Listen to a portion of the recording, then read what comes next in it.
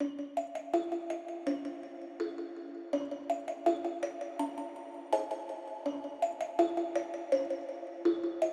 Christy. And I'm Kathy.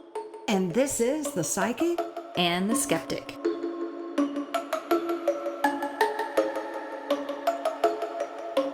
Welcome back to The Psychic and the Skeptic. And on this episode, we're exploring how American culture is affected by the paranormal. So the paranormal remains deeply woven into modern American culture, influencing entertainment, tourism, spirituality, technology, social media, and even how people understand life, death, and the unknown. While scientific evidence for many paranormal claims remains controversial or unproven, belief in ghosts, psychic abilities, UFOs, cryptids, and supernatural experiences continues to be widespread in the United States. We are going to explore paranormal entertainment and pop culture and talk about how culture in America has been influenced over the generations from the viewpoint of the psychic and the skeptic. We're also coming off of a break. We're changing our episodes to be bi-weekly now just because of the busy summer and the start of a new school year, our jobs, and transitioning. Jill. I know. Sorry, me. Jill. I know. She's looking forward. What? Wait, where's my new weekly episode? Sorry, Jill. We may get back to it, Jill, just for now. Yeah. Maybe when the fall comes. And that's influenced by our listeners, too. So if you have ideas and episodes and you're sharing your thoughts with us, we may be able to jump in some episodes from time to time, maybe a bonus in between our bi-weekly episode, just to give you a little more content. But in the meantime, we chose this episode coming off of America's 250th anniversary being an independent nation.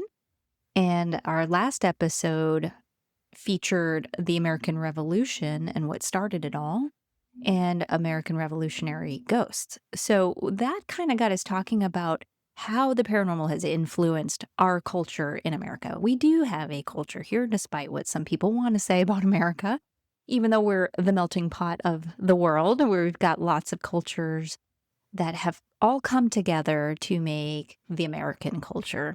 In fact, when I was a teacher, and years ago when I taught social studies, I brought that in, how that America is a melting pot with so many different cultures and how each culture has brought a little something to the mix.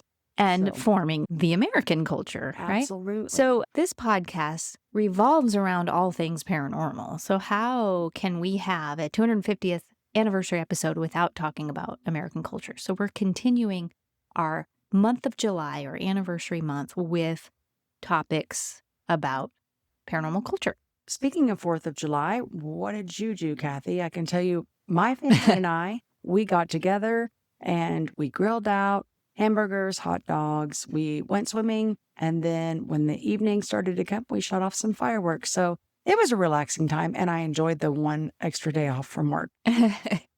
Yes. Was that on the actual 4th, though? Because we had an Oklahoma 4th of July. We were trying to go to fireworks, but some heavy thunderstorms were coming through with high winds. The winds were like 80 to 100 mile per hour winds. That's like a minor hurricane for those of you in hurricane country. That was on Saturday. 4th of July fell on a Saturday. Right. But most businesses allowed everyone to be off on Friday in observation of. Oh, so you guys did it on Friday. We did our 4th of July on Saturday. Okay. So on the actual 4th. Yes. We actually got it done before the storms rolled in. Okay. No, yeah, see, and we were trying to go to the Yukon fireworks. We got all the way to the park and they canceled and everybody was leaving. So I heard, because the storm was coming in, but they did a do-over night on Sunday and it was epic. So the drive home from Yukon on Saturday was really cool because all of the people with their own private fireworks were setting them all off the whole drive home. So it was really cool with the sunset in the background. It was so America. Oh, yeah. It was awesome. Yukon had fireworks with the drones. Oh, I heard about that. Yeah, it was a drone show, so it was well worth it. Wow. When I lived in Mustang, it was like that. I mean, if you didn't have money to buy fireworks, no problem. Yeah, because your neighbors everybody around you, exactly, they were blowing them all off. When I got home Saturday night, the storms still hadn't hit our town yet, so we sat in our driveway like usual, and our neighbors were all shooting them off. One of the things I think of whenever I see fireworks, There goes $25 there, there goes $50 there. Burning off your money, right? Nothing says America like burning your money. And here's the thing, they don't make fireworks like they used to, like they did when I was a kid even, and when you were a kid. They were longer back then, I think. Well, Like, I you grew buy up in a state fountain, where that was not legal, so you couldn't do your own fireworks. you could get a fountain, and that fountain wouldn't last for 3 to 5 minutes. Now Yeah. it's 30 seconds. It's like you're getting less, and you pay more money. Hey, So- I was pretty impressed that some other countries did their own little celebration. I think Japan had their own little celebration for America. Other people were joining in and setting off fireworks.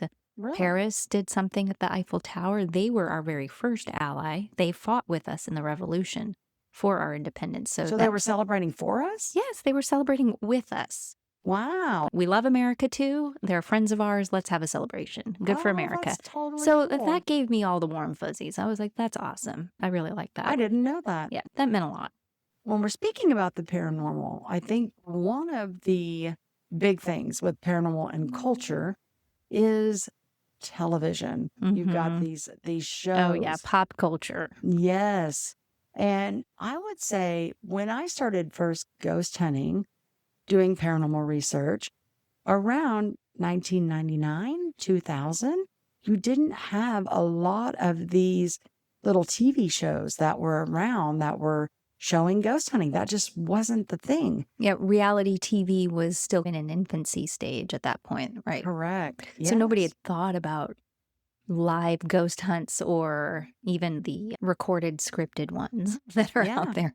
Right. Or the demonic movies where you've got a demon chasing you that's dressed up in a nun's costume or something. Yeah, the B movies. Yeah. So I'm thinking whenever these early ghost hunting shows came out, they to me were more about, oh, what you feel or what you're sensing, what's around you. It wasn't so much scientific as like later as it was brought into when you started seeing more shows like Ghost Yeah. Hunters with taps. Ghost hunters, I think that was around 2005, and Mhm. what actual ghost hunters do. So that was genuine reality TV, maybe with a little bit of editing. And A lot of editing. yeah, they were taking the approach from the skeptical viewpoint, which I appreciated and kind of got me thinking at that point.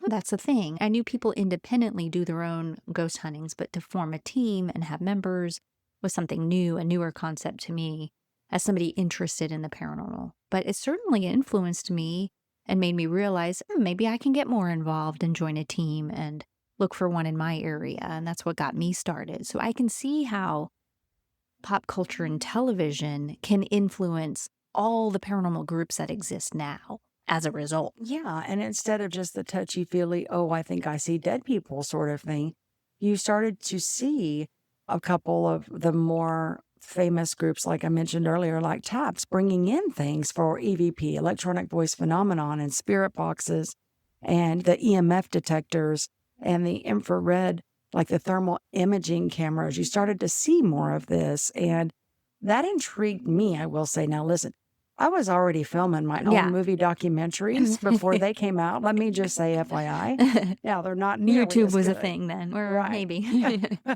And they certainly didn't set off some trend, but it was just to kind of document what was out there and some of Well, the experiences. and using that kind of equipment, recorders and things like that, were definitely around long before those TV shows came about. It just made the public more aware that there are tools that we use to do paranormal investigations. Oh, absolutely. And, you know, one thing I will say is no matter how any paranormal investigation is presented, there's always going to be some grain of truth, but some not truth.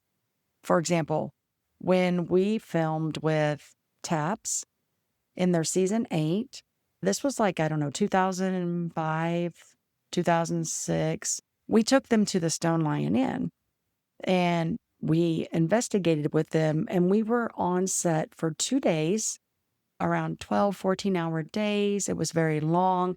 And then the overall episode was 23 minutes. So sometimes I think TV can make it look like you've got a ghost that's just around every corner. Right. And if There's you're stuff happening all the time. and if you're a seasoned paranormal investigator at all, You know that's not the case. Yeah. You're sitting sometimes waiting for hours for something that may or may not ever happen. And I think that influences people who come to our public events and go on ghost hunts with us, Mm-hmm. and they're expecting stuff to be happening. And Correct. that's where that anticipation can influence what people think they're seeing. So Right. when you're anticipating constant activity, every little bump is going to be something paranormal in your brain. If you're a parenthusiast, that's a term I've coined. TM. I'm just kidding. Someone who likes the paranormal. We're all parent enthusiasts. I think if you're listening to this podcast, you're here because you're interested and curious about the paranormal. But yes, those shows have popularized EVPs, spirit boxes, especially EMF detectors, the thermal imaging, like you mentioned. Not only that, but when you've got more of the live streaming like YouTube and stuff, you start to see more independent paranormal investigators going out and filming their own documentaries and things that they can't make Hollywood, obviously. They don't land a show, so they do their own. And there's some of them on YouTube that have also become very popular. And that's where entertainment has evolved into social media as well and has picked up speed. But back onto the technology, more and more gadgets are being created. And I think because of the attention it got, you have paranormal teams that watch the shows strictly to see what new technology people are using, like Boo Bear, or maybe some of the static arrays and multi-tools that will take temperature, EMF, the thermal imaging, and put it all together. Or it's created a whole new technology position on teams where people are creating their own new gadgets. And that's where my skeptical viewpoint comes in. The more I see gadgets created and marketed, the more I lean towards the old school digital recorder, old school photographs, which I'll tell you right now, you all know me. A standard photograph is Don't not going get to her capture started. a ghost that you didn't see with your own eyes. But I think we're getting too excited about the possibility of having the newest, latest ghost busting tool. And we're not seeing the natural response of spirit, in a sense that we're missing a manifestation, or we're missing just how they exist in the natural environment. Now, I agree with you. I think sometimes, and I know we've discussed this before, you can have an overkill on equipment. Absolutely. Now, I have gone in and watched some shows just to see the latest equipment Yeah. there.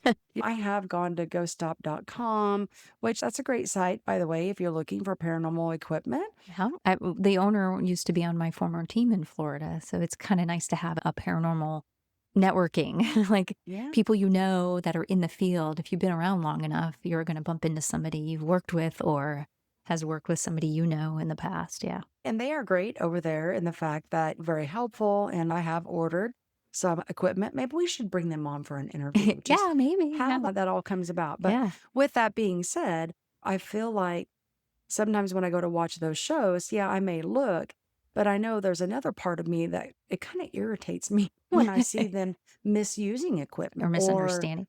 or doing things that we know as seasoned paranormal investigators. You're like, really? Yeah. Come on. But since you brought up Ghost Stop, when you know people who are working for a company like that, you know their investigation philosophy and everything's theory based, but they do scrutinize their equipment. That's kind of why I personally trust them. There might be some companies out there that make stuff just to make money, and it could be gimmicky tools, especially the tools that are on the cell phone, the apps that you download. To me, your cell phone is not designed to pick up EMF. It's there for phone calls.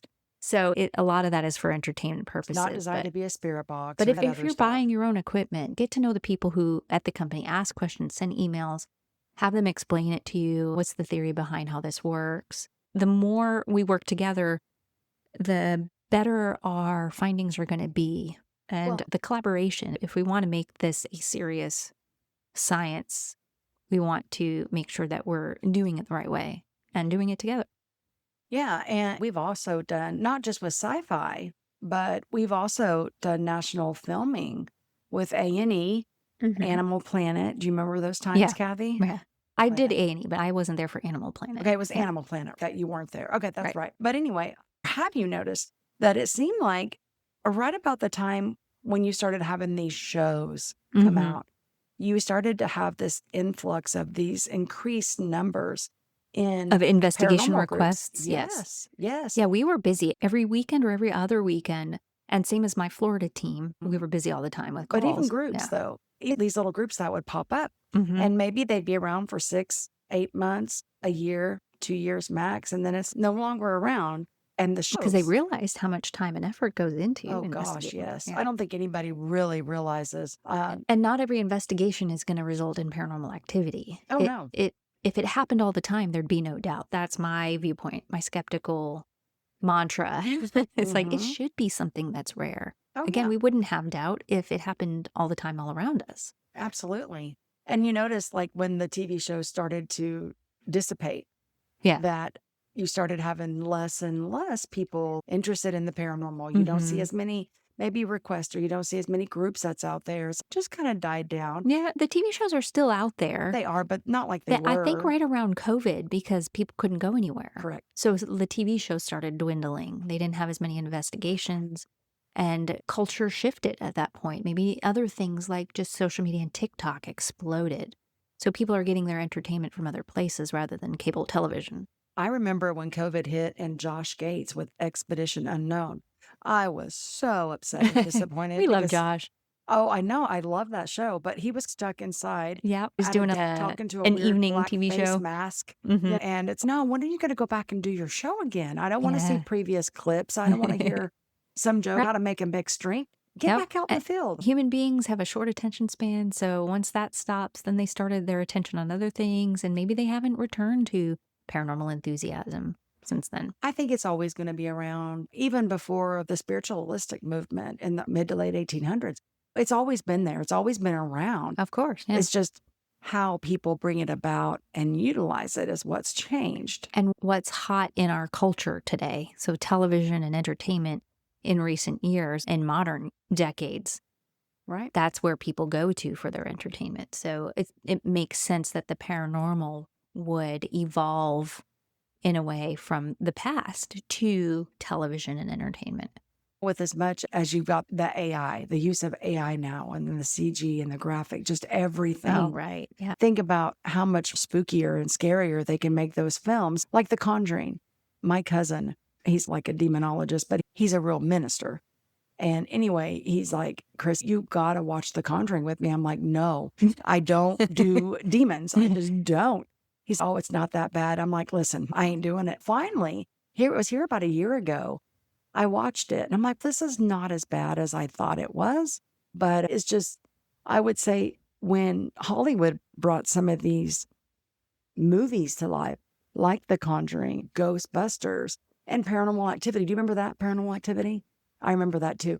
I just think that more and more people just got interested and thought that the paranormal was just the coolest thing out there. And I think that Paranormal Activity, the movies were actually really cool, but because we know they're not real, it also makes people think paranormal is not real. And this is the skeptic here telling you this. I think that doesn't help those who do believe in the paranormal.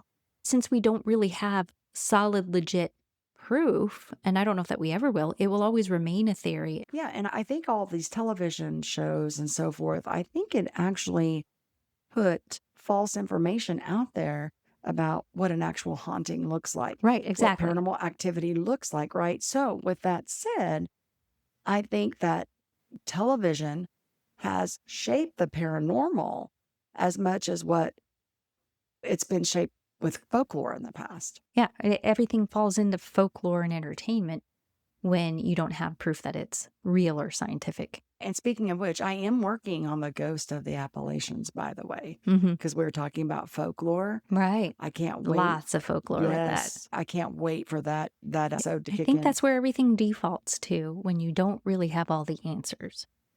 Correct.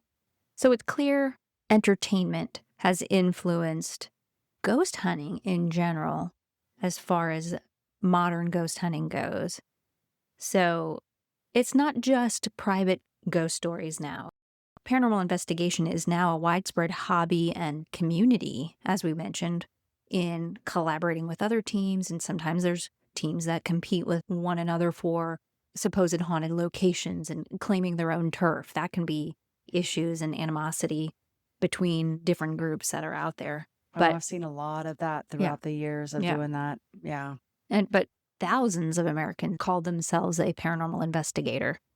So we've got lots of amateur ghost hunting groups, and we've worked with some clients in the past who form relationships with us and our team because they know us and trust us, but they get requests from all these random groups wanting to come in and investigate. When the way paranormal investigation used to be was that the client would reach out to a local group. They'd find one group in their area, call them up and say, hey, I've got problems. I don't know what it is. I don't know where to turn. Can you help us figure out if this is paranormal or if it's not? And then a team would come in. But now you've got people seeking out locations. Hey, we want to investigate here. Hey, we want to investigate there. And it's evolved into its own economy now, where you've got paranormal tourism and people are making money off their location. So, yeah, you do have places that will rent out their supposed haunted location to paranormal investigators. They do. They make money off of that. But then in turn, these groups or people who want to investigate the paranormal and they can't get into places, well, you pay, you can. It's an opportunity to practice and maybe increase the odds of capturing activity if others have, if there's reviews on the place where people claim that they've experienced. Our team does that. We do a trip from time to time, several times a year sometimes, especially when our clientele is low and we're not getting a lot of requests. We'll get out there and experiment with this type of claim, and helps us grow in our ability to investigate and test out tools and things like that. Yeah, but I think for us, it's just because we have a passion for it. We just enjoy it. It's not so much like we need to practice because we're going to forget. And I think the legit groups would share what they find with whoever the owner of the property, share the evidence if they find anything and see what they think. I mean, that's how you do that with a client. They become your new clients if you pay them. And you can't always guarantee that you're going to be able to find activity in your home either. Exactly. Place of business. I believe a lot of places that claim to be haunted, or they'll have groups come and say, oh yeah, this is the most haunted place ever. And it's like you get there and you're like sorely disappointed. Yeah, but you and I both know that it's not, if something's not just from regular investigations, there's certain conditions that might need to be in place for activity to manifest itself. Right. So it's the right place and the right time. And even if the place is crazy haunted, you're gambling on whether you're going to even experience anything that night. And I do believe that the environmental conditions play a lot into that as well. I also believe who you're with can also influence that. If you've got a negative Nancy or a negative Ned on your team, that's going to affect what you can get as well. In fact, we do have an investigation coming up. It's going to be of a funeral home, isn't it? I'm looking forward to getting out and having some fun again. But I think the paranormal TV shows have really been what influenced all these groups to start to develop, and people who want to do the same thing. I've known people who their ultimate goal was to become another team on TV, or people who have joined the group that I belong to in Florida because they thought that would get them on TV. Our team had been involved with Ghost Hunters International, and some of the members have been part of those teams. So the public finds out, oh, this is someone local. If I get myself in, I might get to do that too. So it creates all these amateur groups with the goal that they want to also become famous. That's now a thing with social media as well. Everybody needs to be an influencer rather than truly investigate for the sole purpose of increasing our knowledge and experience of the paranormal. That's our team's goal. But overnight investigations, as you mentioned, are a thing where now it's paranormal tourism, and conferences are a thing too. With all of your entertainment, movies, social media, television, conferences for all kinds of hobbies and interests are out there. So of course, paranormal conferences are going to be there. And I think some of those evolved from things like Comic-Con. I know there was a big comic conference in Florida that our team did. We had a table in one of the vendor areas where people could come up to us and talk to us about paranormal investigation, even though we weren't there with a comic. So other conferences have vendors show up, and some of them are paranormal teams, and they get a lot of attention. So now the paranormal field itself has its own convention. And there's some small ones in local areas. We've done some small conferences that are piggybacked off of metaphysical type conferences. So you frequent those as a psychic, right? Mm-hmm. And I lecture and teach. Yeah. So paranormal and the metaphysical and psychic realms have overlapped when it comes to conferences. You said that kind of weird. Yes. I'm like, what is the right term for that? That's a good one. But yes, there are online communities dedicated to sharing evidence and experiences like what we do.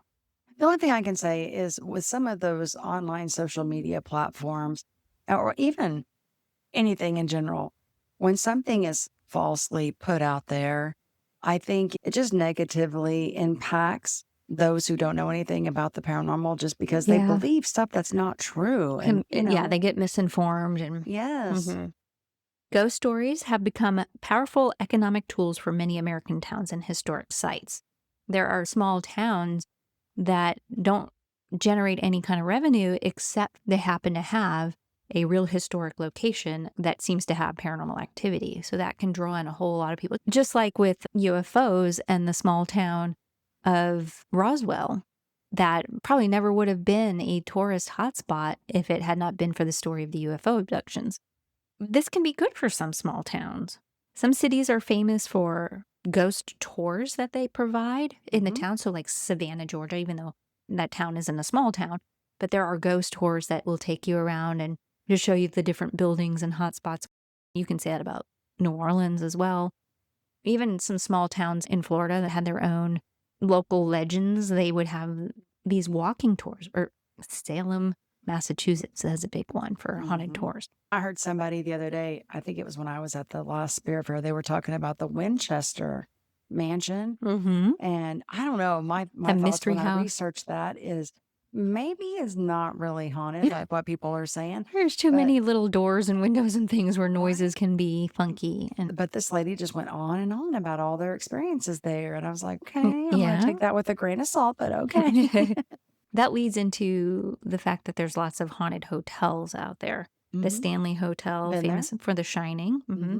You mentioned the Winchester Mystery House has a lot of paranormal tourism. Of course, there's the Myrtles, and we've talked about Myrtles Plantation before with the ghost of Chloe. Eastern State Penitentiary got a lot of, they have a social media following now too, especially after Taps had been there and had some pretty significant video evidence that got a lot of people excited about touring there. I would say really until I've been to a place, it would be harder for me to say it's haunted until I could experience it firsthand myself. And that's just us as paranormal investigators. But I think it's good. As the skeptic, I think we should be curious. There's too many of us that have had personal experiences that we cannot explain.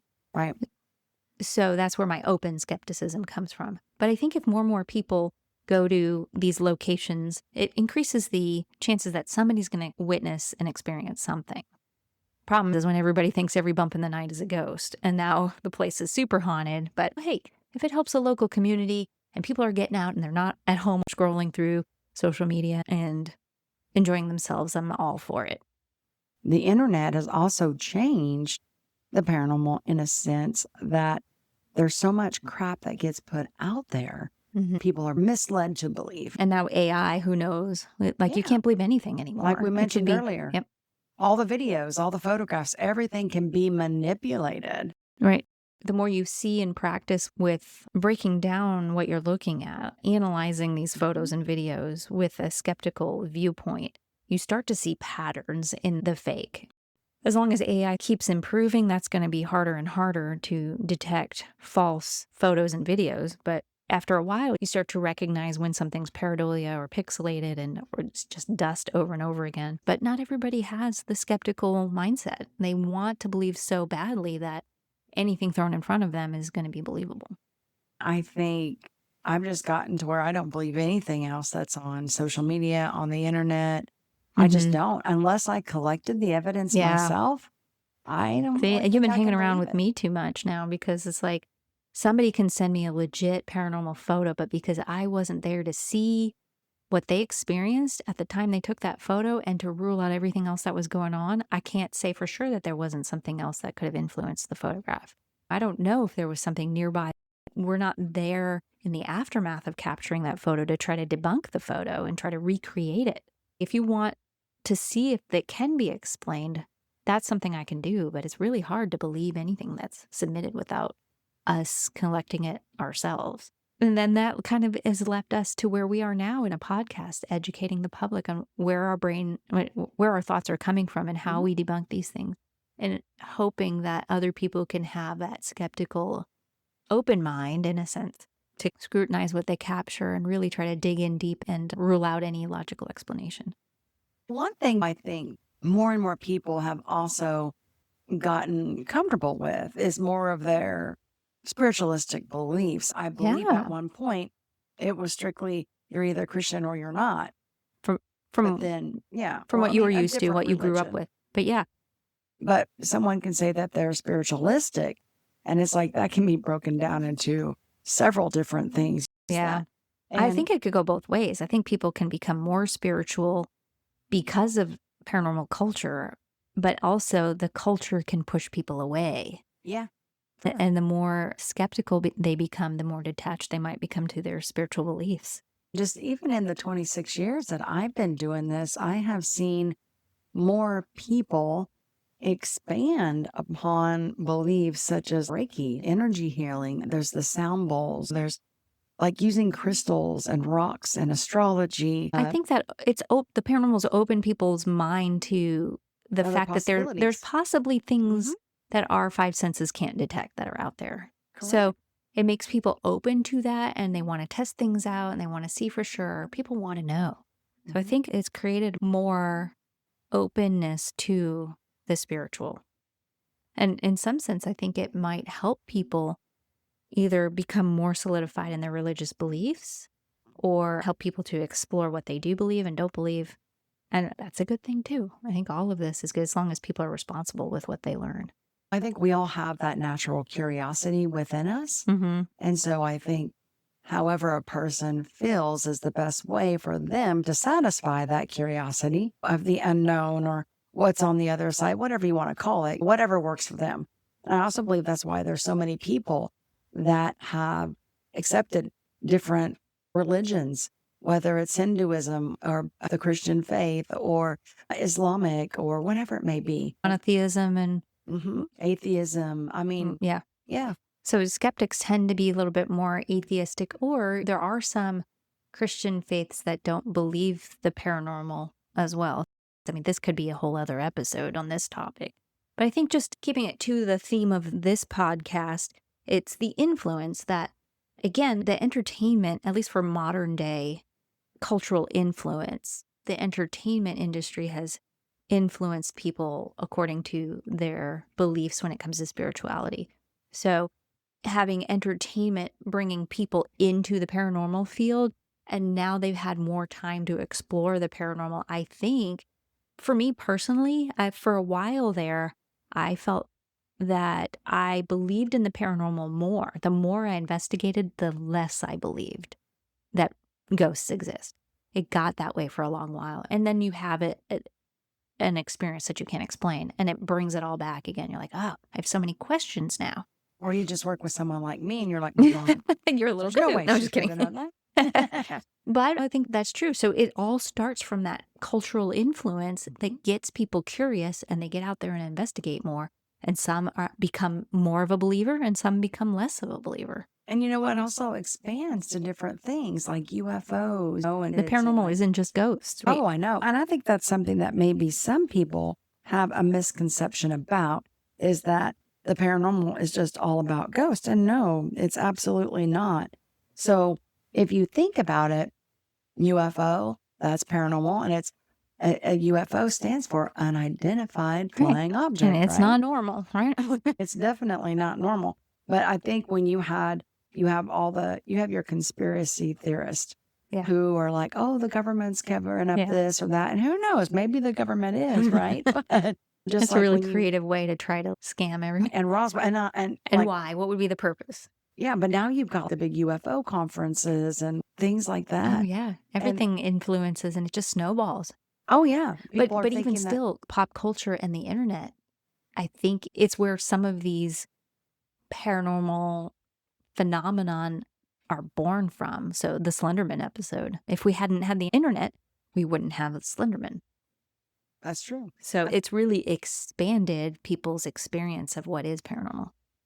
And I'm really interested in the folklore, though, because like we've talked in the past, I think that there's a grain of truth somewhere in there. So even like with Bigfoot, the Patterson film, I really feel like that is a legitimate film. I'm not a videographer, but there's just something about The truth that I see is it's a case of mistaken identity. I think Bigfoot is real, but I think there's a possibility that it could be some sort of unidentified Creature. animal. Oh, has yeah. not- No, I can definitely be with you on that one. Yeah. But you have other things like Mothman, and you've got like the Jersey Devil, and some of the ones that are more famous in folklore. I think folklore is brought into that paranormal realm because these are just things within it, even if it is a cryptid that is just not quite fully understood. Right. And do most of the folklores have evidence? No.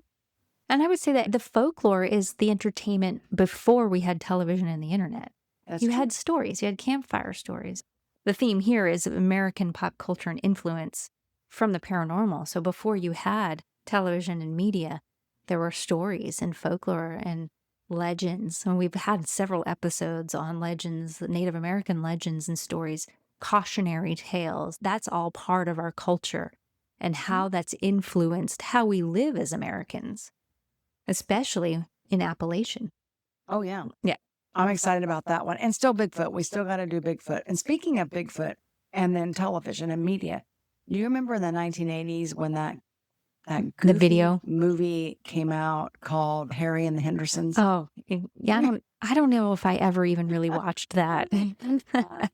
You know what? When I was much younger, I thought that was hilarious, actually. But That's the thing. That movie can take the audience into laughing over and turning something that could be serious into a big joke, right? yeah, for sure. So it almost delegitimizes the actual curiosity and what's truly going on here. It makes fun of it in a sense. So I think that has affected culture in a way that we get further away from the truth when you have entertainment and media go and make a mockery of it. The same with ghosts, like we mentioned earlier. People have delegitimized it and how it's like, oh, there's no truth to that. And oh, you're just going off of silly tales and silly stories. And it's those stories that have created that mindset in our culture.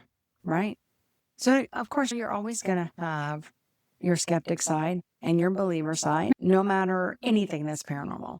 Right. And I love that you and I can have both sides of that conversation and jump in and just be the devil's advocate for one side or the other. Sometimes you speak on behalf of the skeptic, and sometimes I'm the open skeptic and kind of give a grain of salt to those who are metaphysical and believe in all things spiritual. So, and I think that's great. I think conversation is what we need to have. And that freedom of speech that we have as Americans in sharing our beliefs and going out and publishing what we want to publish, whether it's books, media, movies, and either have fun with it or try to take it serious. It's all good. It shapes who we are. It does. And culture, even with anything paranormal, you're going to see across all cultures some themes.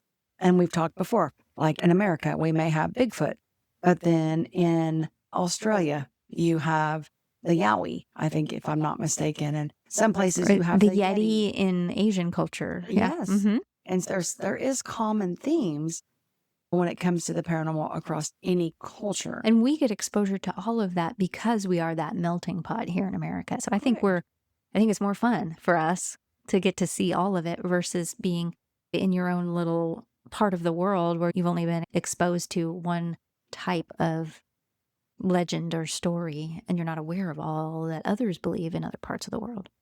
And honestly, it may be something that you just don't believe unless you've experienced it firsthand yourself. Like that old saying, seeing is believing. Yep. So for anything paranormal, depending upon how you want to look at it, maybe you need to experience it 100% before you believe it. And extraordinary claims are going to require that strong evidence if you want to believe anything to be true. Right, but that we know in the paranormal, that's not always out there. No, but psychology, environmental factors, misunderstandings or misinterpretations, pop cultural influence can shape what we're experiencing. Or and it seizures, can be explained. right? Yes, You know, seizures, neurological issues. Seizures. Yep. Yep, you're having a little seizure attack.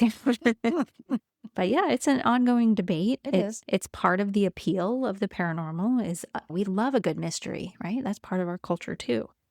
And it keeps the conversation alive in media, science, and everyday life, among friends, among campers around a campfire. And Yeah, who doesn't like a good I- ghost story right. around a campfire? yeah, and it's almost like in our DNA as Americans in the summertime, sitting around with friends, and it gets late at night, Making and s'mores. the fireflies are starting to shine, and you start getting that spook factor just being in the dark. And it's part of our culture to enjoy that little twinge of fear that you may have with a ghost story or anything paranormal. I wonder what the first campfire ghost story was. That'd be interesting to research. Yeah. I don't know if you could ever really narrow it down to any one particular story, but yes, Americans love stories, storytelling. It's always just been part of entertainment. And when you're in a new land, we first settled here in America, there's so much that's new and so many stories that are shared. But you're also sitting in the middle of nowhere. There's no developed city here with entertainment that's already provided for you. Well, the Native Americans were responsible for a lot of that too with their oral storytelling. Right, because we didn't have a way to write things down. So Correct. it had to be verbal. And what way to get someone's attention by bringing in the entertainment value with folklore in those cautionary tales. That is correct. Are we truly alone? I don't think so. Whether it's a ghost, whether it's a UFO, little green Martian man or whatever, whether it's a Bigfoot, whatever it may be, I think there's, like I said, truth out there to everything. And no, we're not alone. There's no way that if you've done any sort of studies into the paranormal at all, that you could come to that conclusion. There's got to be some truths to the paranormal one way or the other. And like our slogan says, the paranormal, the normal, not yet understood. Right? Right. And so essentially, the paranormal is serving as a modern version of that ancient folklore. And it helps us as Americans to explore those questions. And they're the same questions that humans have always asked. So that wraps up our episode on how the paranormal has evolved American culture over the generations. Mm-hmm. But we hope you've enjoyed this episode. We hope you continue to tune into our podcast. We are posting episodes every 2 weeks, at least for a while. And if you have your own story that you'd like to contribute to American culture and folklore and share that on the internet, send it in to us at psychicandskeptic@gmail.com, and we may feature your story on this podcast. So you can find us wherever you enjoy your podcasts, and thank you for listening. Because the paranormal is the normal. Not yet understood.